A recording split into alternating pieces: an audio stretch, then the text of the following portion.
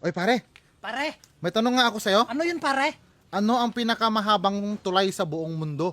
Ang pinakamahabang tulay sa buong mundo pare, ang Danyang Qiushan Grand Bridge na matatagpuan sa China. May haba itong 164 miles. Oh? Pero tapos na yun pare. Tinalo na sila ng Pilipinas. Paano mo naman nasabi naman? Kasi pare, 1980s pa sila nagsimula. Hanggang ngayon, hindi pa tapos. Ganun? Isipin mo na lang pare kung gaano kahaba.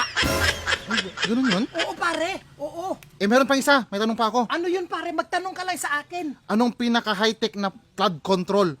Flood control Oo. sa buong mundo? Sa buong mundo. Ang pinaka-high-tech na flood control sa buong mundo, pare, ay ang flood control ng Japan. Bakit ka mo? Bakit naman? Nasa ilalim siya ng underground, pare. Wow, ganun. Baka high-tech yun? High-tech yun, pare.